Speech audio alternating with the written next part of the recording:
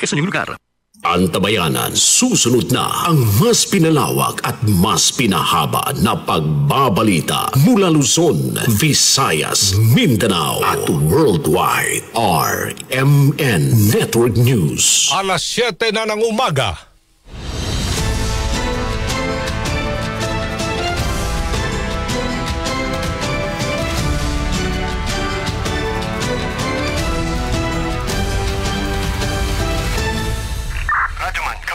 Live mong napapakinggan Radyoman, sa live Luzon, dito. Visayas, Mindanao. Narito na ang mahahalagang kaganapan sa loob at labas ng bansa. Unang-una mong narinig Sabayan na po tayong napapakinggan sa 65 RMN stations nationwide. Nandito tayo ngayon sa Ilagang Signal TV, Channel 309. Aris, bigyan kita diri. At sa WRMN, New York, USA. Wala pang ibang reporter dito. Napapanood din tayo sa YouTube at Facebook channel ng RMN Worldwide. Mula po sa RMN Broadcast Studios, Atlanta Center, Manila. Narito ang inyong kasamang tagapagbalita. RMN Network News. Biyernes, October 10, 2025, may buntag Pilipinas. Ito po si Radyoman Aljo Bendijo. At Radyoman Zander Kayabyab. At narito na ulo ng mga mainit na balita ulat ng SEC, Securities and Exchange Commission, na mahigit 1 trilyon piso ang nawalang puhunan sa Philippine stock market dahil sa corruption scandal tinawag na fake news ng Malacanang. The attributed source confirmed na fake news po ito at hindi galing sa kanila. Bagong talagang Ombudsman Jesus Crispin Remulla, prioridad ang pagsasampa ng kaso sa mga sangkot sa anomalya sa flood control, pagbuhay sa Pharmaly scandal noong Duterte administration, bubuhayin. Wala ho tayong sinisino rito. Kung mataas man o mababa, pero sisiguraduhin natin yung ebidensya nakatuon pag-file natin ang kaso. Nakararaming Pilipino, pera at kalusugan ang pangunahing sanhi ng stress ayon yan sa SWS survey. Overpriced na mga body-worn camera ng Philippine Ports Authority na bisto sa budget deliberation sa Senado. Senador Raffy Tulfo hiniling ang pagsibak sa mga opisyal ng Bids and Awards Committee.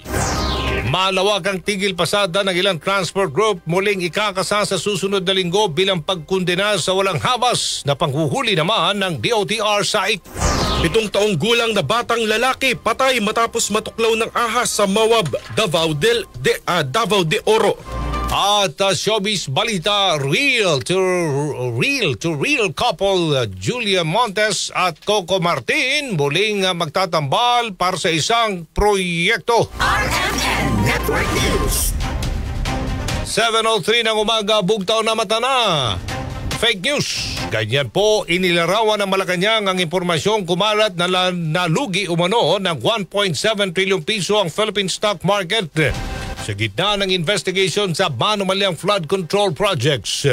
Una na kasing sinabi ni SEC, Securities and Exchange Commission Chairman Francis Lim, na malaking epekto ng korupsyon sa kumpiyansa ng mga negosyante na babubuhunan sa bansa. Pero pinabulaan na naman ito ni Special Assistant to the President for Investment and Economic Affairs, Secretary Frederick Go, kung saan nasa 1.5% lamang ay binaba na market value at walang umatras na business pledges sa Pilipinas. The fact is, the drop wasn't 12%. You may confirm this with the Philippine Stock Exchange or your favorite stockbroker. Lahat po yan, alam nila. Public knowledge po lahat ng index po natin. And I have personally confirmed this with the PSE President and the top brokers in the stock market. For the period mentioned, which is August 11 to 29, the main PSE drop was only 1.6%. As a matter of fact, it was 1.58%. Confirmed po to by multiple sources na fake news po ito, including the attributed source of the SOCMED post. So sana po, wag na po tayo magpapa-loko po sa fake news. Ayon kay Go, posibleng na biktima lamang si Lim ng fake news sa social media. Hindi naman diretsang sinagot ng kalihim kung may kahihinatnan ang nagawa ng SEC Chairman. Samantala sa isang payag, nagsorry si Lim sa anumang kalituhan o pagkabahalang idinulot ng ibinahagi niyang report. Tiniyak ni Lim na nananatiling tapat ang SEC sa pagsusulong ng transparency, good governance at investor protection. Bibigyang prioridad ni Ombudsman Jesus Crispin Remulla ang pagsasampa ng kaso sa mga sangkot sa anomalya sa flood control projects. Ayon sa opisyal, may mga natanggap at nakalap na silang mga ebidensya na magpapatibay sa kaso. Wala ring sisinuhin si Remulla kung masasapol at maiimbestigahan ang mga kaalyado o kahit kamag-anak pa ni Pangulong Marcos. Wala ho tayong sinisino rito. Kung mataas man o mababa, pero sisiguraduhin natin yung ebidensya nakatuon pag-file natin ng kaso. So kahit mataas yan, kahit umabot na senador yan, kung sa maabutin yan, gagawin natin. Wala naman tayong choice dito, yun ang ebidensya. Pwede ba natin i-deny ang ebidensya? Kung merong ebidensya, yun ang talagang hamon sa atin dito to produce the evidence. And I'll tell people, ika-crowdsource ko, pati merong information kayo, we will find a way to get for you to get to us, for us to get to you, to secure information. Plano rin ni Remulla na balikan ang Pharmaly scandal o ang pagbili ng pamahalaan ng mga umano'y overpriced na medical supply tulad ng face shield noong COVID-19 pandemic. Nang tanungin naman kung posibleng madamay si dating Pangulong Rodrigo Duterte, nilinaw ni Remulla na lahat ay nakasalalay sa magiging ebidensya. Kasi alam natin, mabigat ang alingaw-ngaw at maraming nagsasabi na may nangyari na masama doon. May naging pagdinig ng Senado, ngunit hindi na umandar mula doon. Ito na kailangan bisitahin natin. Siyempre, we are aware of what happened in so many ways. Ang responsibility niyan will always depend on the evidence. Laging evidence yan. Pero pwedeng mag-extend sa mas mataas pong posisyon? Siyempre. Ano yan eh. Hanggang saan nga tayo abutin ang ebidensya, doon tayo tutulong. Si Ombudsman Jesus Crispin Remulla. Ere-rekomenda naman, dito para tayo, Blue Ribbon Committee, posibleng ituloy pagdinig sa Ghost Flood Control Project sa October 22 o sa 23. Rajuman Conde, Batag sa Balita. Itatakda ni Acting Blue Ribbon Committee Chairman Erwin Tulfo ang pagdinig tungkol sa maanumalyang flood control projects sa October 22 o 23. Ayon kay Tulfo, ito lamang ang maluwag-luwag na panahon na nakita niya para ipagpatuloy ang pagdinig sa mga ghost at substandard government projects. Susundan lamang ni Senator Erwin ang naiwan ni Senate President Pro Tempore Ping Lacson, kung saan pinaimbitahan na humarap sa pagdinig sina dating Speaker Martin Romualdez at dating Congressman Zaldico. Paliwanag na Senador si Romualdez ay invitation lamang dahil sa umiiral na interparliamentary courtesy dahil kasalukuyan pa rin itong kongresista, habang si Ko naman ay padadaluhin na at kapag hindi dumating ay ipasasabpi na ng komite. Ipapatawag din sa pagdinig ang iba pang mga pangalan na lumabas na binanggit ng mag-asawang kontraktor na sina Curly at Sara Diskaya. Dagdag pa ni Senator Erwin, magiging sentro ng kanilang investigasyon ay para sa legislation upang hindi na maudit ang kaparehong anomalya. Kasama mo sa DZXL RMN Manila, Rajuman Conde, Batak, Tatak, RMN. Irerekomenda ni Senate Finance Committee Chairman Sherwin Gatchalian na isama sa investigasyon ng Senate Blue Ribbon Committee at ng ICI ang mga natuklasang overpriced na farm-to-market roads sa pagdinig ng Department of Agriculture. Bukod sa anomalya sa flood control projects, sabit din ang DPWH sa overpriced na farm-to-market roads noong 2023 at 2024, naabot sa 10 billion pesos ang presyo ng mga proyekto sa Bicol at Eastern Visayas. Una-una, sobrang overpriced. From 15,000 per meter, naging 300,000 per meter. Talagang garapalan na yung overpricing. At yung mga contractors, pare-pareho rin, kaya re-recommend rin namin sa ICI, at least ako personally, na tignan na rin tong farm-to-market roads. Magpapadala naman ng formal na liham si Gatchalian sa Blue Ribbon Committee at sa ICI para idagdag sa kanilang investigasyon ang mga overpriced na farm-to-market roads. 7:09 ng umaga, haunted hospitals at overpriced farm-to-market roads. Posibleng isabay sa investigation ng ICI. Ayon yan sa Malacanang, Rajman Chanel Salazar sa Balita. Bukas ang Malacanang na isama sa investigasyon ng Independent Commission for Infrastructure ang iba pang maanumalyang proyekto ng gobyerno tulad ng umano'y haunted hospitals ng Department of Health at overpriced na farm-to-market roads ng Department of Agriculture. Ayon kay Palace Press Officer Claire Castro, lahat ng questionableng proyektong pang-infrastruktura ay dapat masilip ng ICI. Maaari anyang isumite sa komisyon ang mga dokumento at ebidensya pang agad na maipatawag ang mga opisyal na sangkot. Pagka mo may mga dokumento, maaari naman po ito ibigay agad sa ICI para kung sino po yung mga concern ng mga tao dito at involved ay maaari po agad maipatawag para magkaroon ng mas mabilis ang pag-iimbestiga. Matatanda ang naghain ng resolusyon si Representative Laila de Lima para imbestigahan ang umano'y pag-aaksaya ng pondo ng DOH na nagresulta sa abandonado, hindi kompleto at non-operational na mga ospital at health facilities. Ibinulgar din ni Senator Sherwin Gatchalian na higit 10 bilyong piso ang nalustay dahil sa sobra-sobrang presyo ng farm-to-market road projects ng DA mula 2023 hanggang 2024. Sama mo sa DZXL RMN Manila, Radyo Man Chanel Salazar, Tatak RMN. Sa kaugnay pang balita, problema at anomalya sa farm-to-market roads kasama rin sa iimbestigahan ayon kay DPWH Secretary Dizon. Kasama natin sa balita si Radyoman Chill Emprido.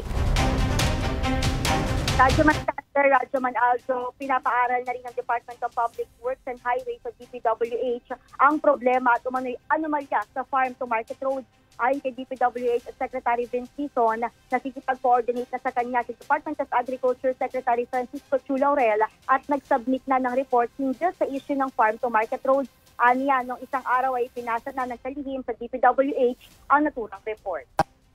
Nag-submit ng information sa akin si Secretary Kiko Laurel nung isang araw. Pinapaaral na rin namin yung mga problema sa mga farm-to-market roads.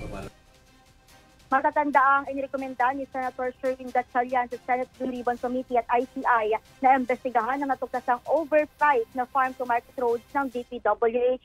Samantala, tiniyak naman ni ICI Special Advisor Rodolfo Azarin Jr. na hindi siya papayag na may sacred cow sa investigasyon sa maanumalyang flood control project.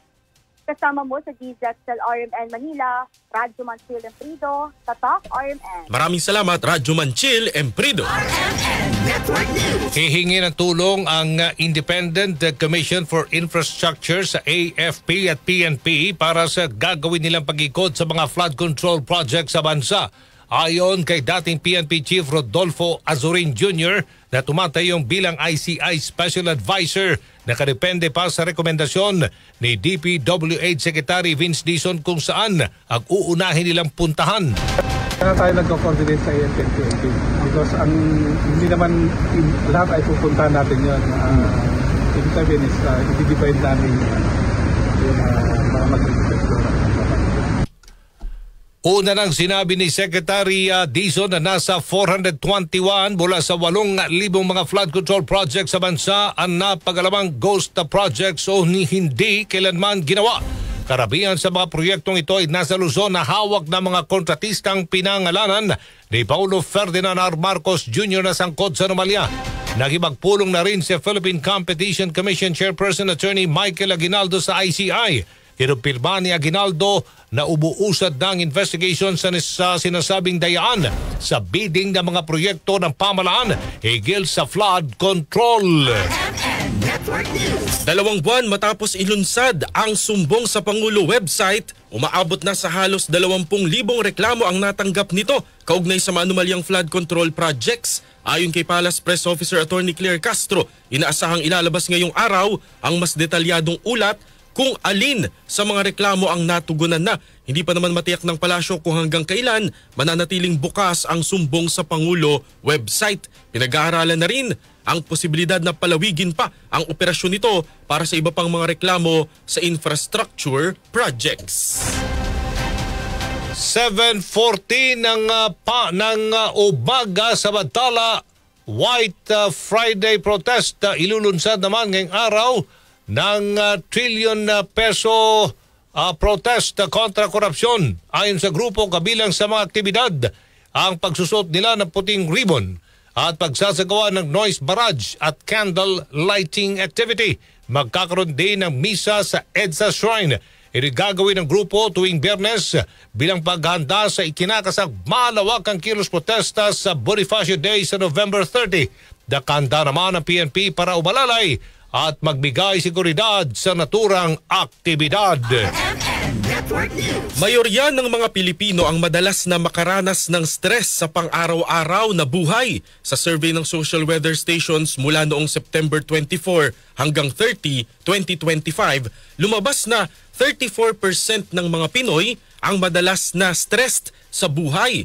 32% ang minsan lang nakaranas ng stress, 30% ang bihira, habang 4% naman ang hindi kailanman na stress. Nangungunang dahilan ng stress ng mga Pinoy ay pera o financial situation, 53%. Sinundan ng usapin sa kalusugan, 42%, trabaho o pag-aaral, 39%, at pamilya, 38%. Mga babae ang madalas na nakararanas ng stress, 41%, kumpara sa mga lalaki, 27%. Habang pinakamarami naman ang madalas na feeling stressed sa Metro Manila, 50%, sinundan ng mga taga-Balance Luzon, 36%, Mindanao, 28%, habang ang Visayas naman, 26%. Susunod, malawakang tigil pasada ng ilang transport group muling ikakasa sa susunod na linggo. At voters registration para sa BSKE 2026 muling bubuksan ng COMELEC. RMN Network News.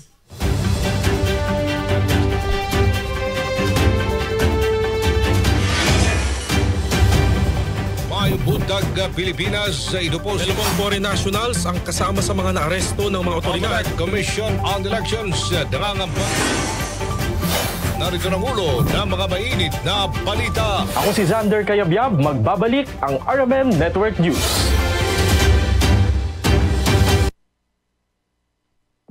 Mabilis ang daloy ng mga impormasyon mula sa mga naririnig, napapanood o nababasa. Chances are, may lalabas dyan na detalyeng liku-liko na nagpapanggap bilang credible news. Teka, ayaw natin yan. At ito ang dahilan kung bakit mahigit 7 dekada nang narito ang Radio Mindanao Network upang ipagpatuloy ang tungkulin mula noon hanggang ngayon na mangalap ng mga impormasyong kumpirmado at totoo. Maging mapanuri ang balitang walang basihan, huwag basta paniwalaan, huwag magpalinlang. Siguraduhin verified ang balitang sinusundan, kaya't tutok lang. Dahil sa RMN News, ang mga balitang budol hindi pinapalusot. RMN Network News. 7:17 ng umaga. Pinasisibak sa pwesto ni Senador Raffy Tulfo ang ilang kasapi ng Bids and Awards Committee at Technical Working Group ng Philippine Ports Authority o PPA na sangkot sa pagbili ng overpriced na mga body-worn camera noong 2020. Sa pagdinig ng budget ng Department of Transportation, ibinunyag ni Tulfo na bumili ang PPA ng halos 200 kamera na nagkakalaga ng 879,000 kada piraso sa isang questionabling kumpanya na Boston Home Inc. Ayon sa senador, na flag down na noon ng Commission on Audit ang naturang kumpanya matapos magbenta ng mga depektibong kagamitan sa Environmental Management Bureau. Ang inyong binilihan ay Boston Home Incorporated na ang capital lamang nito ayon sa SEC ay 10 million. And yet, nabigyan nyo ng kontrata na almost 1 billion. At pinuntahan namin to, kumpanyang to, apartment. Wala kang ginagawang due diligence. At kung nag-check lang sana kayo ng background nila, malalaman ninyo na ito ay nagbenta ng defective ng mga equipments sa EMB. Nilinaw naman ni PPA General Manager Jason Tiago na dumaan sa tamang proseso ang pagbili ng mga kamera at bukod dito'y kasama rin sa mga binili ang mga server. Tulad po ng iba pong procurement po ng Philippine Ports Authority, Your Honor, whether infrastructure po or goods po or equipment, hindi po tayo nagbabayad ng advance payment. Sir, ang pinag-uusapan dito sobrang overpricing, immoral na ito. Iskandaloso na masyado to. Sa kabila ng pagpapaliwanag ni Santiago, hindi pa rin kumbinsido si Tulfo at ipinag-utos kay Acting Transportation Secretary Giovanni Lopez ang agarang pagsisibak sa serbisyo ng mga taong involved. RMN Network News. Sa kaugnay na balita, bukas sa investigasyon ng Philippine Ports Authority o PPA sa pagbili nito ng mga body camera noong 2020. Reaksyon nito ni PPA General Manager J. Daniel Santiago matapos na lumabas sa pagdinig ng Senado na overpriced umano ang mga naturang kamera. Paliwanag pa ni Santiago, dumaan naman ito sa pagsusuri ng Commission on Audit lalo't 4 na taon na ang nakalilipas mula ng bilhin ito ng ahensya. Meron po yung buong sistema, yan pong surveillance project po na yan. Yung pong body-worn camera is only one aspect po of that. Yan lang yung terminal equipment na dala-dala po ng ating mga port police. Ang back-end po niyan, may mga servers po yan. Meron po tayong national port surveillance system. Meron po tayong internet at satellite connection po dyan. So medyo hindi po akma yata na yung pong total amount ng proyekto ay i-impute lamang po natin doon sa maliliit na unit ng camera dahil hindi po yung makatotohanan yung computation po na yon. Isinantabi rin ni Santiago ang pagkwestiyon at pagdududa ni Senador Raffy Tulfo sa kredibilidad ng supplier matapos sabihin na dati na itong nasangkot sa kontrobersya. Tiniyak pa ni Santiago na above board o sumunod sa tamang proseso ang pagbili nila ng body camera. Hindi lamang naman po PPA po ang bumili ng ganyan dyan po sa yung ganyang sistema sa ganyang supplier. In fact, ang Philippine Coast Guard po mas mahal po, mas malaki po yung kontrata na binili nila for a similar system. Kasi may magkakaiba po yung kahit na po sabihin mong body-worn camera yan, magkakaiba po yung capability at sistema po niyan, kung ano yung capacity niyan. Sa pagdinig ng Senado, sinasabing nagkakahalaga ng mahigit 800,000 pesos kada unit ng body-worn camera na maaari umanong mabili ng mas mababang halaga. 7:21 ng umaga, pagtapya sa unprogrammed appropriations ilalim ng 2026 budget hindi sapat. Radyoman Grace Mariano sa balita. Hindi sapat para kay Akbayan Party List Representative Shell Jokno ang pasya ng House Budget Amendments Review Subcommittee na bawasan ng 40 billion pesos ang unprogrammed appropriations dahil mahigit 200 billion pesos pa rin ang nakatago. Git ni Jokno, deserve ng taong bayan malaman kung saan napupunta ang kanilang buwis kaya ang dapat ay i-zero o tuluyan ng alisin ang unprogrammed appropriations. Apela ni Jokno, itigil na ang palusot para maipilit ang unprogrammed funds sa pambansang budget. Ipinunto ni Jokno na kung kailangan ng dagdag na pondo para sa loan obligations ay may legal at malinaw na paraan at isa dito ang pagkakaroon ng supplemental budget. Binanggit din ni Jokno na may existing ng contingent fund na 13 billion pesos at National Disaster Risk Reduction and Management Fund o Calamity Funds na 31 billion pesos na pawang magagamit para sa mga kalamidad at emergency. Kasama mo sa DCXL RMN Manila, Radyoman Grace Mariano, Tatak RMN. RMN Network News. RMN Weather Report. Nakalabas na ng Philippine Area of Responsibility ang bagyong Kedan kaninang alas 2 ng madaling araw. Sa pinakahuling monitoring ng Pag-asa, nasa layong 1,330 kilometers east-northeast na ito ng extreme northern Luzon. Magpapaulan pa rin ang southwesterly wind flow sa Visayas, Mindanao at Palawan. Maulap naman na may tsansa ng kalat-kalat na pag-ulan dahil sa trough ng isang low pressure area ang mararanasan sa Metro Manila, Central Luzon, Calabarzon, Mimaropa at Bicol. Wala namang bagyo ang posibleng pumasok o mabuo sa loob ng bansa sa mga susunod na araw. RMN Network News. Department of Agriculture nakapagtala ng mahigit 220 milyong pisong danyos at pagkasira sa agrikultura at poultry products dahil sa bagyong Paulo. Radyoman Lestor Aler sa balita. Lestor!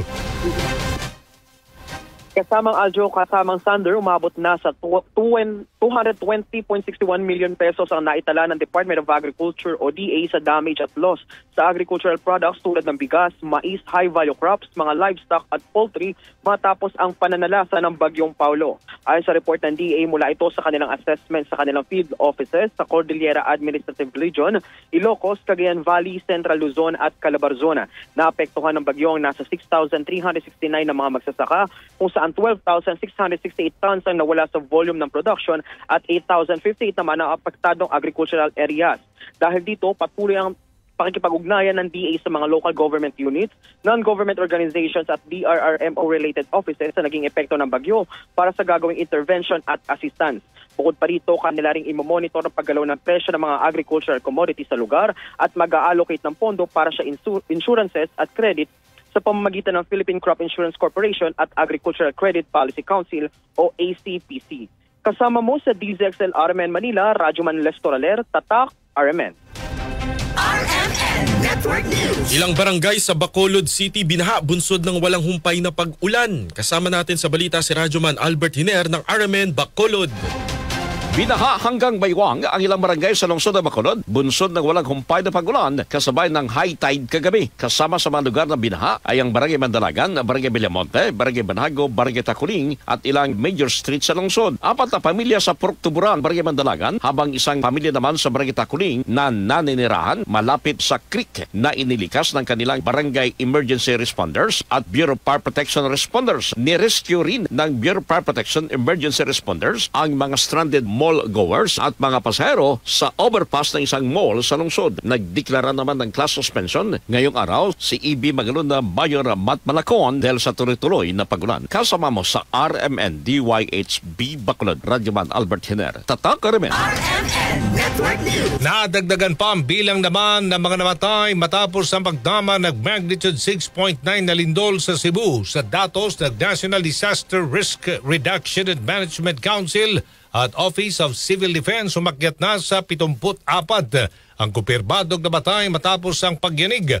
Ang mga bagong namatay ay nagmula sa Tabogon at Medellin sa Cebu, habang nananatili naman sa 559 ang sugatan at wala nang pinaghanap pa. Sa pinakahuling monitoring na FIVOX, sumabot na sa mahigit 10,000 mga aftershocks ang naitala sa Cebu, kung saan 44 dito'y naramdaman. Ilang individual na nasa Burnham Park sa Baguio nawalan ng malay matapos ang malakas na lindol kahapon. Kasama natin sa balita si Idol Noli Christian Salio ng IFM Baguio.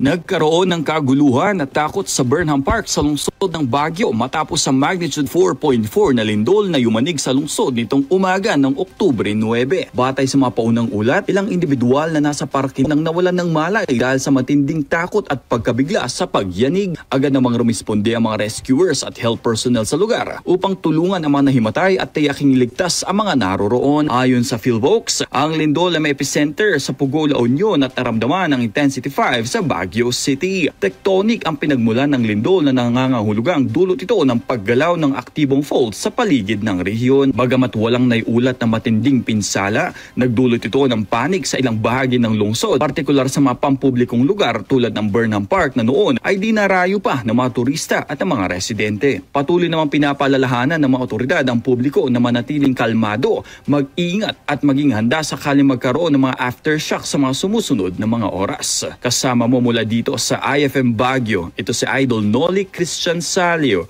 Tatak RMN.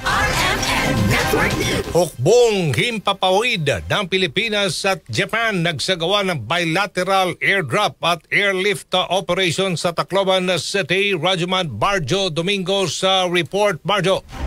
Nagsagawa ng bilateral airdrop exercise at humanitarian airlift operations ang Philippine Air Force at ang Japan Air Self-Defense Force sa Tacloban City. Ang nasabing pagsasanay ay parte ng Doshin Bayanihan 0525, isang pinagsamang training exercise sa pagitan ng dalawang nasabing bansa. Sa isinagawang low-cost, low-altitude airdrop operation exercise, kasama ng deployment ng dalawang bansa at ang C-130 aircraft, nirelease ang kargang training cargo sa Tacloban City para ipakita ang tamang airdrop techniques, pagpapalit ng gamit at ang mabilis na pagresponde sa panahon ng kalamidad. Samantala, ang pagsasanay sana sa airlift operation ay naging makatotohanan dahil lula ng C-130 ang mahigit 800 kahon ng inuming tubig na dinala sa Lapu-Lapu City para suportahan ang patuloy na isinasagawang humanitarian assistance sa Cebu. Ang nasabing kooperasyon ng dalawang bansa ay nagpapatunay sa isang hangarin na makapaghatid ng life-saving aid at kahandaan sa paparating na kalamidad. Kasama mo sa DZXL RMN Manila, Radyoman Marjo Domingo, Tatak RMN. Network News. Mahigit 2 buwan bago magpasko, nakipag-usap na ang Department of Trade and Industry o DTI sa mga manufacturer na huwag magtaas ng presyo sa mga pangunahing bilihin, partikular na ang Noche Buena ham o Noche Buena items sa pag-iikot ni Trade Industry o Trade Secretary Cristina Roque sa ilang pamilihan sa Metro Manila na nanatilian niyang stable o walang pagtaas sa mga pangunahing bilihin. Bagamat may mga nagpaparamdam ng mga kumpanya at manufacturer na magtataas sila ng presyo, pag-aaralan muna nila ito kung magkano ang itatakdang price increase. Habang ang iba naman na pagkasunduan na may hindi magtataas ng presyo ngayong taon. Inaasahang lalabas o ilalabas ng DTI ang kompletong listahan ng price guide ng mga Noche Buena product sa huling linggo ng Oktubre. Mga magsasaka sa Occidental Mindoro nagpasaklolo na dahil sa mababang presyo ng palay sa merkado. Rajman Marcelo Raro, RMN Mindoro sa balita. Nagpapasaklolo na ang mga magsasaka sa Occidental Mindoro dahil sa 10 to 12 pesos na lamang ang bili ng kanilang mga palay sa merkado. Sa panayam kay Gregorio Billones, 40 years nang nagsasaka ng Barangay Nicolas Magsaysay, na kung patuloyan niya na minamaniobra ang presyo, hinihikayat nito ang kapwa magsasaka na magtanim na lamang sila ng palay na konsumo ng kanilang pamilya sa loob ng 1 taon. Ito anyay para matauhan ang gobyerno. Ayon naman kay Sunny Marisga, 47 years na nagsasaka ng Barangay Mangarin, San Jose, na napakalaking kalugihan sa kanila ang kasalukuyang umiiral na presyo ng palay. Aniya, papaano sila mabubuhay na maayos kung magpapatuloy ang ganitong presyo? Ang 20 pesos na farm gate price aniya ay sapat na para sa kanila. Dagdag pa rito na limitado ng 100 kaban ang pwedeng ibenta sa NFA San Jose at nasa 267,000 kaban lamang ang nakatagdang bilhin hanggang Disyembre na nangangahulugang 2,670 na farmers lamang ang makapagbebenta. Sinabi naman ni NFA Branch Manager Harold Cuatero na nalulungkot siya sa kinakarap na problema ng mga magsasaka. Ang tanging solusyon anya dito ay ang maamyendahan ang Rice Tarification Law at maisabatas na ang House Bill 001 o ang Rice Industry and Consumers Act. Kasama mo sa RMN Mindoro Province, Radyoman Marcelo Raro, Tatak, RMN. Network News. Muling magkakasan ng malawakang tigil pasada ang ilang mga transport group sa Metro Manila at karatig probinsya sa susunod na linggo. Ayon kay Manibela Chairman Mar Valbuena, ito ay bilang bahagi ng pagtutol sa umano'y walang habas na panghuhuli ng DOTR Special Action and Intelligence Committee for Transportation. Ito yung SAICT sa mga tsuper dahil sa iba't ibang paglabag sa batas trapiko at hindi raw makataong multa. Kabilang din sa mga kabilang na rin ang walang prenong pagtaas sa presyo ng mga produktong petrolyo at pagkalugi sa biyahe dahil sa matinding trapikong nararanasan sa iba't ibang bahagi ng bansa. Ngayong araw magpupulong ang mga transport group para ilahad ang detalye ng kanilang napipintong malawakang tigil pasada. Sa bantala, inaasahan naman ang bawas sa presyo sa produktong petrolyo sa susunod na linggo sa regular na anunsyo ni Department of Energy Oil Industry Management Bureau. Assistant Director Rodel Robero, inaasahan ng 17 centavos per liter rollback sa gasolina. Maaring bumaba sa 54 centavos ang presyo ng bawat litro diesel yan at 47 centavos sa kerosene. Ang panibagong price adjustment ay batay sa 4 na araw na trading sa world market. Kabilang sa dahilan ng inaasang pagbaba ng presyo ang umano'y oversupply at pagtaas ng produksyon ng OPEC Plus.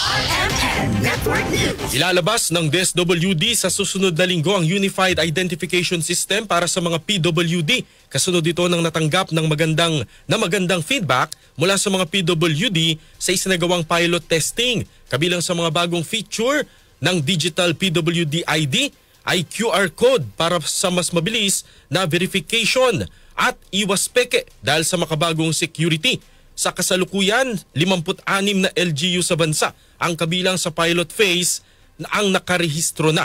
Target ng DSWD palawakin pa ang paglulunsad ng bagong PWD ID sa mga susunod na buwan. 7:34 ng umaga, 7 taong gulang na batang lalaki patay matapos matuklaw ng ahas sa Mawab, Davao de Oro. Radyoman Leo Batulayan, RMN Davao sa balita. Patay ang isang batang lalaki matapos itong matuklaw ng kobra sa Purok 4, Sitio Libertad, Barangay Malinawon, Mawab, Davao de Oro. Kinilala ang biktima na si alias Wiwi, 7 taong gulang at residente ng nasabing lugar. Sa panayam ng DXDC RMN Davao kay Parin Boyose ng Mawab Municipal Disaster Risk Reduction and Management Office Operations and Warning Section, tinatayang nasa 13 kagat ng ahas ang tinamo ng bata. Ayon pa sa ina ng biktima, kasama niya ito sa kanilang sakahan nang mangyari ang insidente. Agad naman itong nagsabi na natuklaw siya ng ahas at nagbabala pa tungkol sa presensya nito. Sa ngayon, hindi pa natutunto ng naturang ahas kaya naman nagpaalala ang MDRRMO sa mga residente hinggil sa mga dapat gawin sakaling makagat ng ahas, lalo na kung makamandag ito. Kasama mo sa DXDC RMN Davao, Radyoman Leo Batulayan, Tatak RMN. Muling bubuksan ng COMELEC ang voter registration sa susunod na linggo. Sinabi ni COMELEC Chairperson George Erwin Garcia na target nilang buksan ang voter registration sa Oktubre 20 at magtatagal ito ng 7 buwan o hanggang sa May 18, 2026. Isasagawa ito sa lahat ng rehiyon sa bansa maliban sa BARM dahil meron itong sariling voter registration schedule na nakatakda naman sa susunod na taon.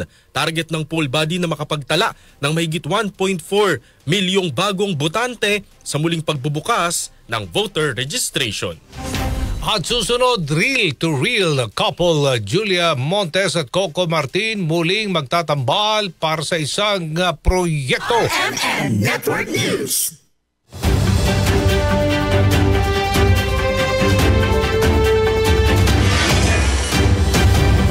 Mayong buntag Pilipinas, ito po si foreign nationals ang kasama sa mga naaresto ng mga otoridad. Commission on Elections, nangangampanya.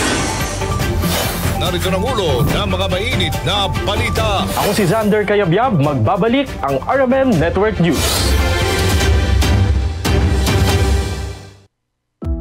Ang maruming tubig ay posibleng maging breeding ground ng madaming bakterya. Isa na rito ang leptospirosis. Kabilang sa sintomas ng sakit na ito ay mataas na lagnat, pananakit ng ulo at kalamnan, panginginig, rashes, pagdudumi, paninilaw ng balat at pamumula ng mata. Maaring maiwasan ang leptospirosis kung tayo ay mag-iingat. Gumamit ng bota at gloves kung ang trabaho'y di makaiwas sa maruming tubig o baha. Iwasang lumusong o lumangoy sa maruming tubig. Agad maghugas ng katawan gamit ang sabon at malinis na tubig kung lumusong sa baha. Para maiwasang pamugaran ng mga hayop na nagdudulot ng waterborne diseases ang paligid, panatilihin itong malinis. Ang pagkakasakit ay maiiwasan kung ang kalusugan at kalinisan ay pahahalagahan. Isang paalala mula sa RMN News.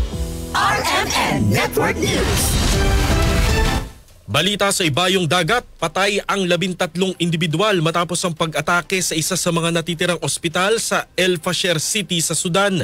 19 naman ang sugatan kabilang ng ilang mga doktor at nurse matapos atakihin ng makailang ulit ng paramilitary rapid support forces ang ospital. Ayon sa mga nakasaksi, direktang binomba ng grupo ang ospital at may mga tao pang natrap sa gumuhong gusali. Simula pa noong Abril 2023, mahigit 200,000 katao na ang nasawi sa sigalot ng Sudanese Army Forces at ng Rapid Support Forces na nagpalikas din sa halos 15 milyong individual sa lugar.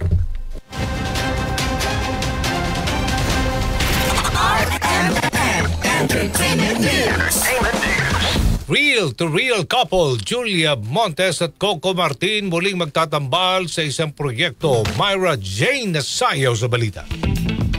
Muling magtatambal sa isang TV project ang real-to-real couple na sila Julia Montes at Coco Martin. Sa isang panayam, kinumpirma ni Julia na bibida silang dalawa ni Coco sa isang palabas na maiko-consider niya raw na dream project. Pero excited man, inamin ni Julia na nahihirapan pa rin daw siyang makatambal si Coco dahil nahihiya at kinikilig pa rin daw ito sa kanilang mga sweet na eksena.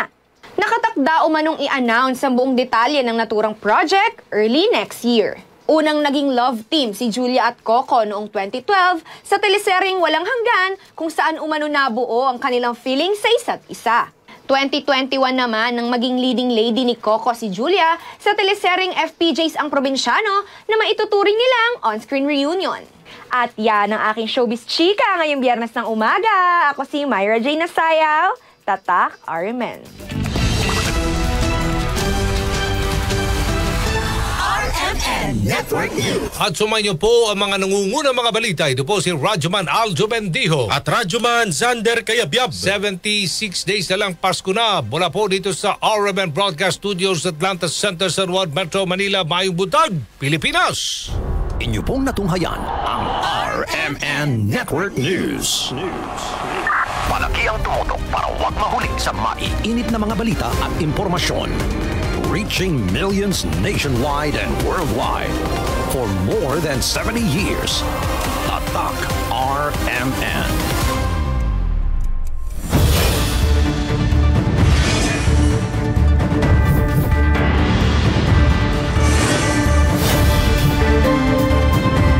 Ako po si Aljo Bendijo. Magbabalik ang RMN Network News sa alas 12 ng tanghali at sa alas 5:30 ng hapon.